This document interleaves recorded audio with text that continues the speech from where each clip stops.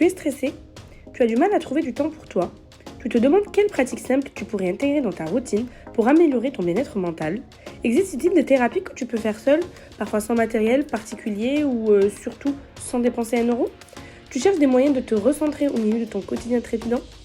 Tu veux savoir comment relâcher la pression et te détendre de manière efficace? Si tu te reconnais dans ces questions, cet épisode de Sans Filtre est pour toi. Sans filtre, le podcast by Camille. Hello à toi et bienvenue dans ce nouvel épisode de Sans Filtre, le podcast. Je suis Camille et aujourd'hui, on va parler de 12 thérapies que j'ai essayées et qu'il faut absolument intégrer dans ta routine. Dans notre quotidien à 1000 à l'heure, il est parfois difficile de trouver du temps pour toi. Pourtant, se consacrer quelques instants, même de manière solitaire, peut avoir des effets profondément bénéfiques sur notre santé mentale. Il est donc essentiel de se recentrer, de se reconnecter avec soi-même et de trouver des moyens simples et efficaces pour prendre soin de son bien-être mental et émotionnel. C'est très important. Alors, installe-toi confortablement, je vais répondre à tes questions en partageant avec toi 12 thérapies simples et accessibles que tu peux pratiquer seul, chez toi ou dans un endroit calme. Ces thérapies sont conçues pour t'aider à relâcher la pression, à te recentrer et à nourrir ton esprit.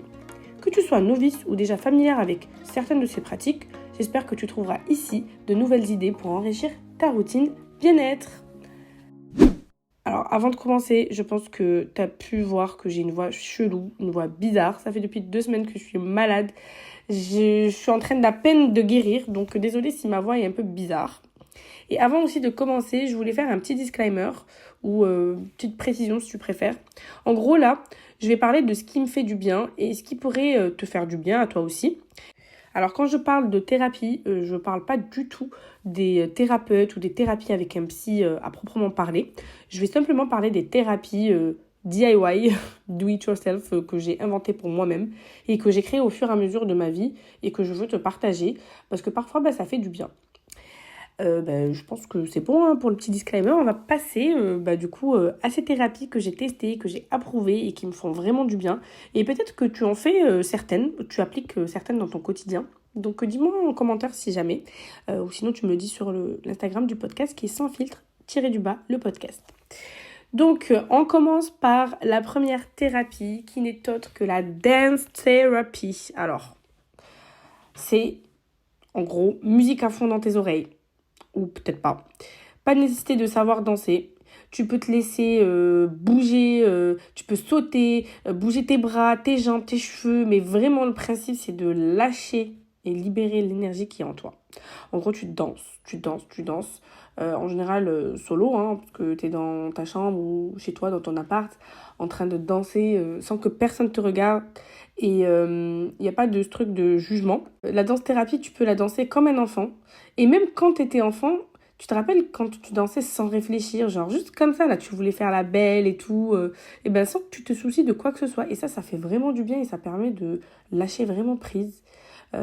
Tout ça en étant confortable, bien sûr, avec des tenues en pyjama ou en robe de maison, enfin, peu importe. Tu peux le faire en solo ou entre amis. Ça, c'est comme ça que j'ai découvert que ma copine Aya en faisait.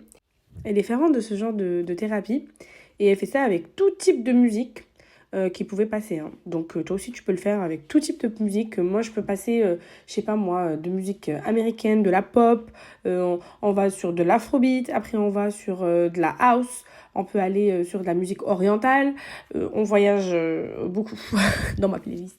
En tout cas voilà. On se donne rendez-vous d'ailleurs bientôt pour parler de cette thérapie de façon un peu plus détaillée avec ma copine.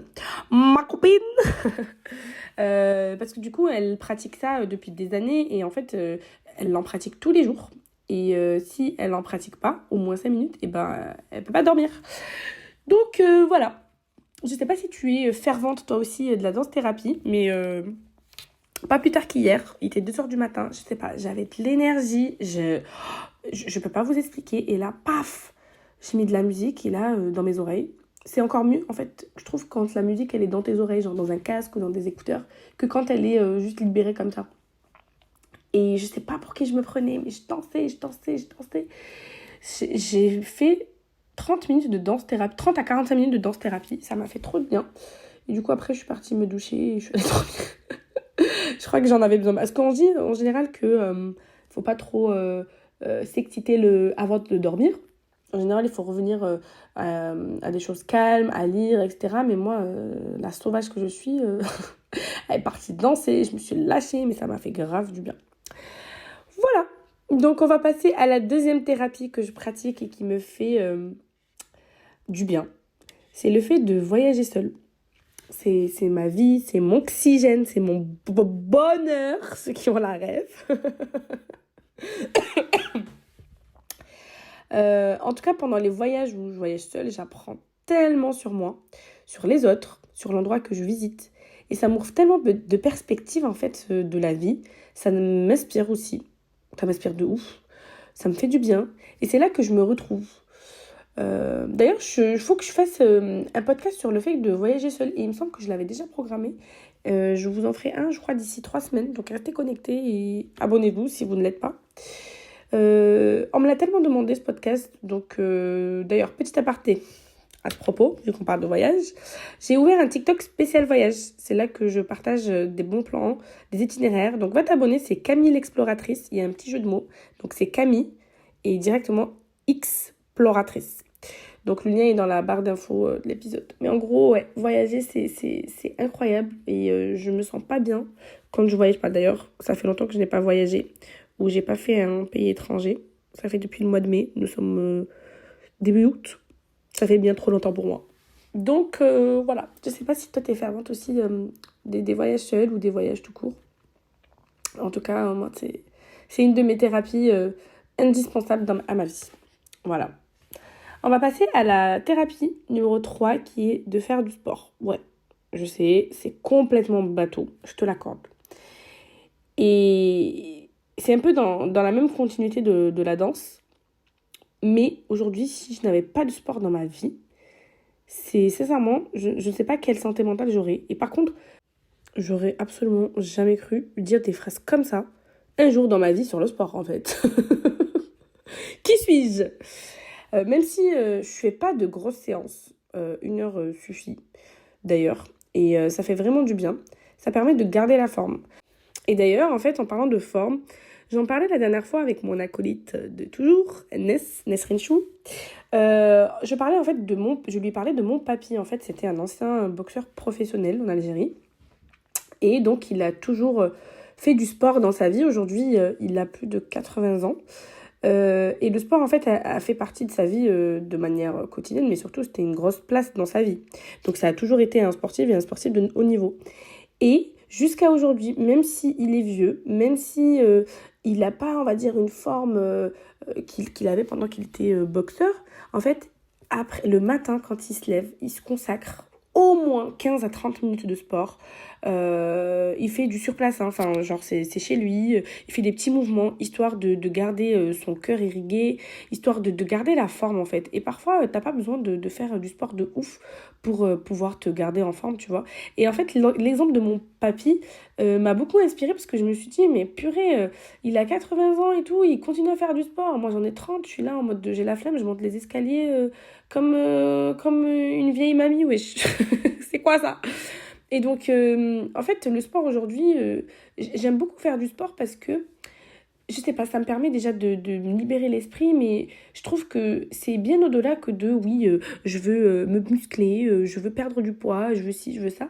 En fait, le sport, pour moi, c'est vraiment déjà une thérapie. Voilà, bienvenue. Et surtout, ça permet en fait de garder la forme, je sais pas, avoir un corps qui fonctionne. Je trouve que ça passe par le sport. Voilà, je sais pas ce que t'en penses. N'hésite pas à nous dire sur Instagram. Mais voilà. Est-ce que toi, tu pratiques du sport ? Et si oui, à combien de fois par semaine et pourquoi tu fais du sport ? C'est très important de savoir pourquoi on fait les choses, d'ailleurs. Ensuite, 4e thérapie, c'est me ressourcer dans la nature. Ouais, j'habite Paris. Bon, pour ceux qui savent, je suis entre Paris et Toulouse et je vais vous expliquer pourquoi je suis entre les deux. Bon, je viens du sud. Dans le sud, on est entouré de nature. Je passe de Toulouse à Paris. C'est un peu complexe, mais en vrai, je suis à 10 minutes à pied d'un petit parc. Mais au bout d'un mois, quand je suis à Paris, même si j'ai mon petit parc là, c'est pas pareil. Au bout d'un mois, je perds patience et j'ai vite envie de me ressourcer chez mes parents. Voir la famille déjà, voir les amis, être au contact de la nature et aussi voir mon chat qui me procure tellement de bonheur. Je l'aime d'amour, d'ailleurs rien que d'y penser là, il me manque trop, mon petit bébé d'amour. D'ailleurs, on y vient aux animaux, mais revenons à la nature d'abord. J'ai entendu parler du three hug, non pas three, tree hug, câliner un arbre. Bon, ok, j'ai inventé ce nom, mais apparemment, non, le tree hug, ça n'existe pas, bien sûr. Ça a un autre nom, mais ça fait grave du bien. Et ça te permet de te reconnecter à la nature, mine de rien. Et cette pratique, elle peut sembler vraiment surprenante, mais elle est pourtant reconnue scientifiquement. Ouais, j'ai pas inventé. Elle est nommée la sylvothérapie. Voilà, elle consiste à câliner des arbres pour bénéficier de leur énergie réparatrice. Elle est inspirée des bains de forêt pratiqués par les Japonais. Ses bienfaits sur la santé ne sont plus à prouver. Donc cette sylvothérapie, elle diminue les effets du stress, des tensions nerveuses. Et d'ailleurs, les arbres émettent des terpènes. Je sais même pas ce que c'est. Eh ben, je vais te dire. Ce sont des molécules odorantes qui agissent sur notre système nerveux central et activent la production de la dopamine et la sérotonine, l'hormone du bonheur. Enfin, les hormones du bonheur. Enfin, elle améliore la concentration et l'attention. Tout ce que j'ai besoin. Parce que moi, la concentration, ça va pas du tout. Bon, et donc, du coup, on parlait plutôt un petit peu des bains de forêt. Alors, en japonais, ça s'appelle les Shinrin-yoku. Donc, c'est en gros passer du temps en forêt, en t'imprégnant de l'ambiance et des bienfaits de la nature. C'est le fait de marcher lentement, de respirer profondément et de profiter de la sérénité que procure l'environnement forestier. Voilà pour la Shinrin-yoku. Mais en gros, ça va dans cette partie-là, se ressourcer dans la nature. Et en vrai, j'ai tellement été habituée à voir la nature autour de moi, des arbres, des parcs, que en fait, en venant à Paris, je sais que ça fait partie des choses qui m'ont mise un peu en dépression dans cette ville-là. Voilà. Ensuite, on va passer à la 5e thérapie, qui est d'avoir un animal de compagnie. Eh oui, que cela soit un chat, un chien, des poissons, une chèvre, enfin, un animal permet d'apporter de la joie dans ta vie et de la bonne humeur dans ton quotidien. Il est même reconnu qu'avoir un animal domestique diminue l'anxiété et atténue la solitude. Ouais, c'est vrai. C'est aussi pour cette raison qu'ils sont sollicités notamment par les établissements médico-sociaux pour apporter du réconfort aux personnes âgées et seules. Une étude, bien sûr, j'ai fait mes petites recherches, elle a révélé que le fait de posséder un animal de compagnie pouvait faire diminuer le rythme cardiaque et la pression artérielle et améliorer à calmer votre réponse au stress. Caresser un chat ou un chien pendant quelques minutes serait bénéfique et permettrait de diminuer le niveau de cortisol, qui est l'hormone du stress. Moi, j'en ai plein de la cortisol. Perso, je sais que ça me fait un bien vraiment fou. Là, récemment, mon voisin a adopté un chat. Et qu'est-ce qu'elle est trop mignonne. Bon, elle est folle, hein, elle aime trop jouer et tout. Mais juste le fait d'avoir passé du temps avec elle, ça m'a fait tellement de bien. D'ailleurs, je vais lui rendre visite tout à l'heure. Mais elle est vraiment trop, trop, trop mignonne. C'est pour ça que j'ai hâte de retourner dans le sud à chaque fois. Et sans blague aucune, c'est l'une de mes plus grandes raisons qui me pousse à aller me ressourcer dans le sud. C'est mon chien. Imagine que je passe 8 ans de ma vie avec un chien quotidiennement. Et puis d'un coup, je débarque à Paris avec un appart de 25 mètres carrés, sans ma famille, sans mon chien, sans mon jardin. Normal que votre copine a du mal à sortir de la dépression en fait. Certes, une dépression modérée, mais quand même, une dépression. Hein. Donc en vrai, le fait d'avoir retiré tout ça de mon quotidien, je pense que ça a heurté un peu ma santé mentale. Ça va un petit peu mieux en ce moment, mais j'ai hâte là de repartir et d'aller me ressourcer. J'en ai besoin. Donc voilà, dis-moi si toi t'as un animal de compagnie, si tu vois la différence quand t'es avec ou quand t'es sans, etc. Ça m'intéresserait. On va passer à la thérapie numéro 6 qui est de faire une activité manuelle ou faire du coloriage, enfin ça en fait partie. Donc en gros, tu peux prendre des crayons, des mandalas, de la peinture ou tout autre matériel créatif que tu possèdes ou que tu peux t'acheter. Il y a Action qui est ton meilleur ami, qui a tout. Et laisse ton imagination s'exprimer.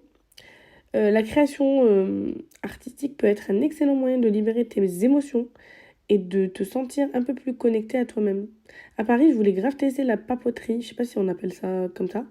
Tu fais de la poterie avec une pote, vous discutez, vous prenez un café et tout. Je voulais grave tester ça. Mais je trouvais que c'était un peu cher quand même pour ce que c'était. Donc, à voir. À voir, à voir.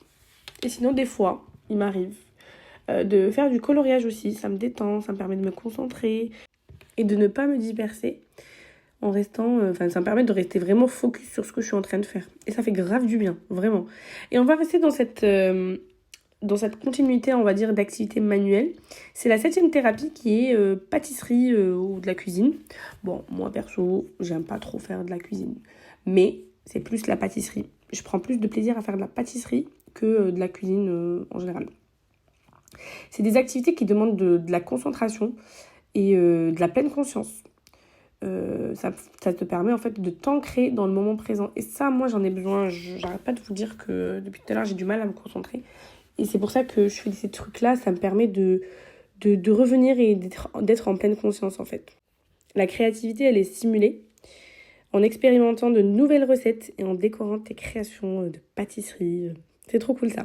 Ça te procure peut-être un sentiment d'accomplissement lorsque tu vois le résultat de tes efforts et quand tu partages tes plats avec tes proches, etc.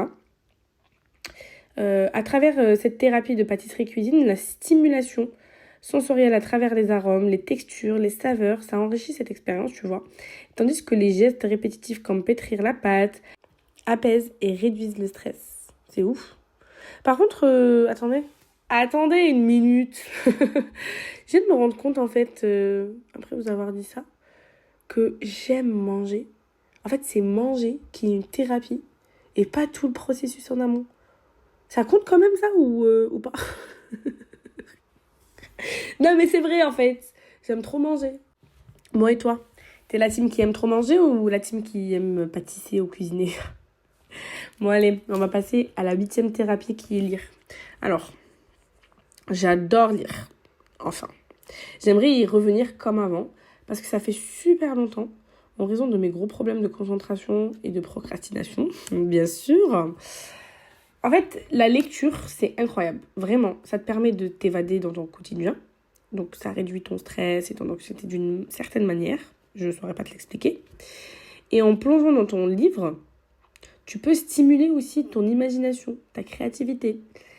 Et donc, vu que tu es concentré avec l'imagination et la créativité, le stress et l'anxiété n'ont pas lieu d'être.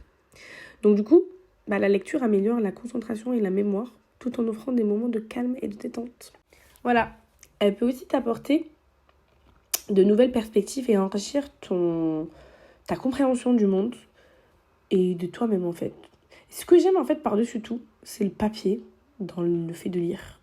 En fait, moi, je suis pas la team Kindle, les trucs comme ça. J'aime pas du tout, mais j'aime trop le papier, tourner les pages, surligner. J'aime pas trop surligner et écrire sur des livres. Mais il y en a certains pour essayer de me concentrer et me garder en pleine conscience. Et des fois, je surligne, notamment les 2 derniers livres que j'ai lus. PTDR. Voilà. Je vous parle de lire. En fait, c'était une routine que j'avais avant, que j'aimais bien, que j'arrive plus à implémenter dans ma routine. Mais c'est quelque chose que j'ai déjà testé et ça fait du bien en vrai. Donc voilà, je t'en parle, mais j'aimerais reprendre très prochainement. J'espère, je croise les doigts, vraiment. On va passer à la 9e thérapie, qui est la méditation / prière. Tu peux nommer cette partie comme tu veux, mais sache que la méditation ou la prière te permettent de te concentrer et de te recentrer. Ça réduit aussi le stress et l'anxiété. Elles aident à te connecter spirituellement. Ah, je sais pas parler. Je voulais donc dire, elles t'aident à te connecter spirituellement, à ressentir des choses et d'avoir de la gratitude. Il y a beaucoup de personnes qui pratiquent le yoga, par exemple, pour se recentrer.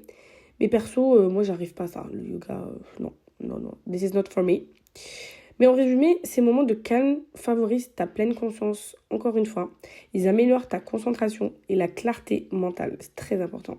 Et la méditation et la prière, ils aident Elles aident à cultiver la gratitude et la paix intérieure, offrant une pause régénérante dans un quotidien souvent trépidant. Elles peuvent également renforcer le sentiment de connexion spirituelle et de bien-être global. Après, chacun sa spiritualité, chacun fait son chacun. Voilà. Par contre, le mot spirituel, j'arrive pas à le dire. On notera ça. Spirituellement aussi, c'est compliqué. Bref. Donc, on va passer à la 10e thérapie, qui est de prendre soin de toi.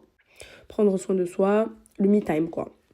Manicure, pédicure, massage, bain, hammam, coiffeur, tout y passe.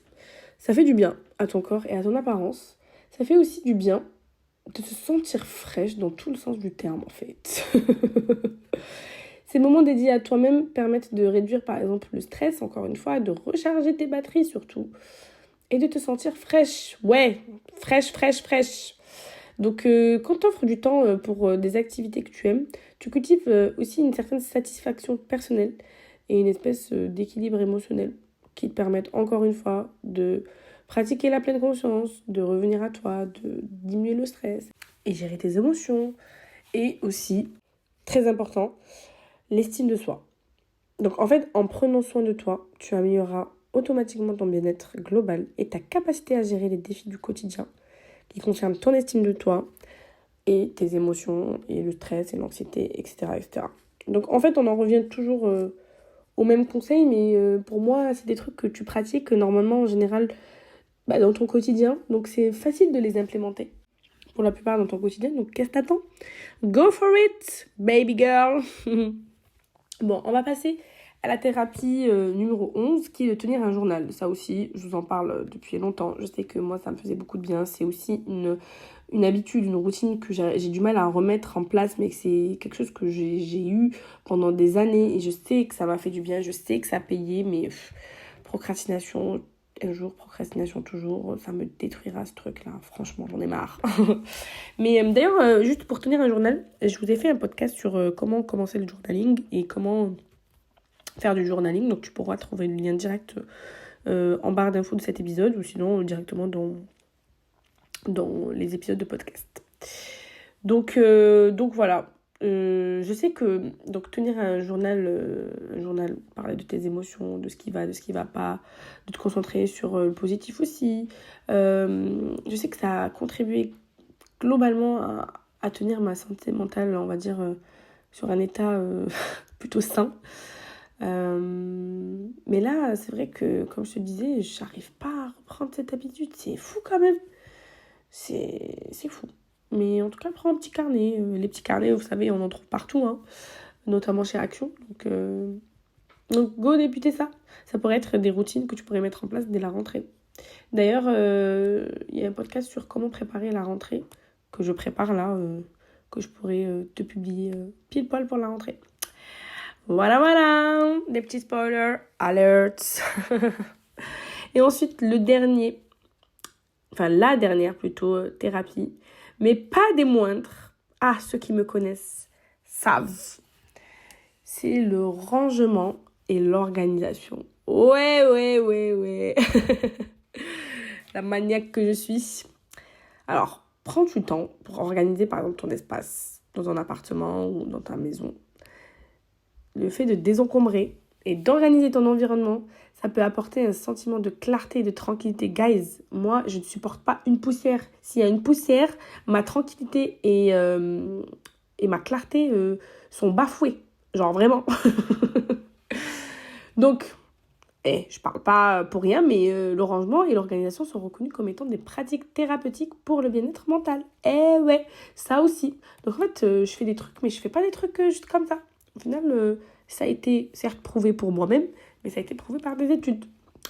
Donc, un espace bien organisé réduit le stress et favorise une sensation de calme. Et oui, trier, organiser tes affaires t'aide à clarifier tes pensées et à améliorer ta concentration. On en revient toujours à la même chose. Cette activité, elle t'offre également un sentiment d'accomplissement et de contrôle. Mais mon Dieu, qu'est-ce que c'est vrai. En désencombrant ton environnement, tu crées un espace propice à la détente et au bien-être global.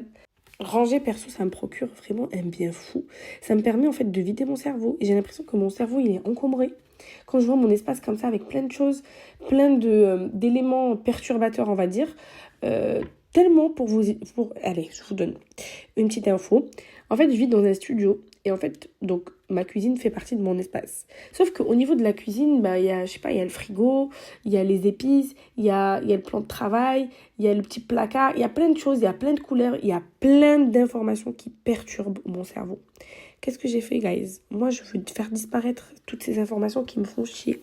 Alors, j'ai mis un rideau que j'ouvre quand je cuisine et que je ferme quand j'arrête de cuisiner. Et du coup, ça me permet de clarifier, on va dire, mon espace et de différencier déjà mon côté où je dors, où je vis et la partie cuisine. Et aussi, ça fait du bien à mes yeux. Vous savez même pas comment ça fait du bien. Ça fait grave du bien. Voilà. En tout cas, j'en ai fini pour cette thérapie. C'était la dernière thérapie. Mais bien sûr, il existe plein de types de thérapies différentes. N'hésite pas à nous en partager d'autres si tu penses à quelques-unes. Ça permettra à tout le monde d'élargir son spectre. Mais en attendant, il y a par exemple aussi la respiration consciente. J'en ai entendu parler lors d'un podcast. Apparemment, c'est très important. C'est très intéressant, je veux dire. Il y a aussi écouter de la musique, c'est une thérapie. Et danser en même temps, si c'en est une autre. Mais écouter de la musique et danser, ça fait 2 thérapies en une. On adore. Et tu peux aussi créer des playlists assez spécifiques. Par exemple, je sais pas moi, une playlist pour te détendre, une playlist pour danser, une playlist pour te motiver, une playlist pour plein de thèmes différents. Tu peux tester aussi la thérapie du jardinage. Apparemment, c'est une thérapie genre que beaucoup pratiquent. Autant vous dire que non, j'ai pas de jardin et non, moi j'aime pas trop les bêtes. Enfin non, j'aime pas du tout les bêtes en fait. Les insectes, c'est ma phobie. Donc jardiner, tu me verras jamais faire. Tu me verras regarder les autres jardiner, mais jamais jardiner. Je serai dans un jardin, j'adore être dans un jardin, mais jamais pour aller toucher tout ça, là, non. Il y a aussi l'aromathérapie. Il y a aussi la visualisation positive. Il y a le tricot aussi. Le tricot, ça revient à la partie activité manuelle, par exemple. Il y a le crochet aussi qui est pareil. Il y a aussi une petite thérapie qui peut être de film, un petit marathon de film. Genre, tu peux te mater les Twilight. Ça peut te faire du bien, un petit après-midi ou soirée cinéma. C'est bien aussi. Pratiquer aussi de la pleine conscience. Alors, je sais pas du tout comment ça marche. J'aimerais bien apprendre et j'aimerais bien essayer. Parce que j'arrive pas à être en pleine conscience. En fait, on est toujours là en train de parler du passé, parler du futur, se projeter dans ma main, que tu oublies de vivre le moment présent. C'est terrible, c'est ennuyant. Mais bon, c'est pas que c'est ennuyant, c'est que t'es prise. Justement, non, tu t'ennuies pas en fait. T'es tellement prise que t'as même pas le temps de penser à être dans le présent, quoi. C'est triste.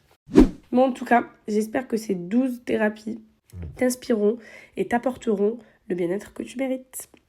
Aujourd'hui, nous avons exploré donc ensemble 12 thérapies que tu peux pratiquer seule ou avec quelqu'un d'autre pour certaines, pour améliorer ton bien-être mental et émotionnel. Ces pratiques simples et accessibles peuvent t'aider à trouver la paix intérieure et à te recentrer. Inch'Allah. Ces thérapies peuvent t'offrir aussi des moments de tranquillité et de réflexion, même dans une vie bien remplie. Il faut pas l'oublier. Ne te dis pas que non, t'as trop de choses à faire dans ta vie, tu peux pas faire ça. Non. Priorité, ma chérie. En tout cas, je t'encourage à essayer certaines de ces thérapies et voir lesquelles résonnent le plus avec toi. Prends un petit moment pour toi, chaque jour si tu le souhaites ou plusieurs fois dans la semaine. Même si ce n'est que pour quelques minutes à t'accorder pour toi-même, à intégrer ces pratiques dans ta routine quotidienne. Sur l'Instagram du podcast, Camille sans filtre _ le podcast, partage tes expériences et tes réflexions avec nous, en utilisant par exemple le hashtag sans filtre thérapie avec un S, et dis-nous quelle thérapie t'a aidé le plus, ou quelle thérapie t'ont aidé le plus, peut-être que tu en as mis en place plusieurs. En tout cas, le voyage vers le bien-être est un chemin personnel et unique. Rappelle-toi que l'essentiel est de prendre soin de toi et de t'accorder la compassion et l'attention que tu mérites. Très très très important d'être super bienveillante avec toi-même. Ne manque pas les prochains épisodes de Sans Filtre où nous continuerons à aborder des sujets essentiels pour notre bien-être et notre épanouissement. Dans les prochains épisodes, nous parlerons un peu plus profondément de la danse-thérapie et un peu avant la rentrée, on abordera les 8 habitudes qui ont changé ma vie et qui pourront peut-être te changer la tienne. En tout cas, merci d'avoir écouté cet épisode. N'oublie pas de le partager et de le noter avec 5 étoiles. Ça l'aidera à se faire connaître et à soutenir mon travail. On se retrouve dès lundi prochain à 18h pour un nouvel épisode. D'ici là, crois en toi, reste curieuse, ouverte d'esprit et surtout, prends soin de toi. Bye!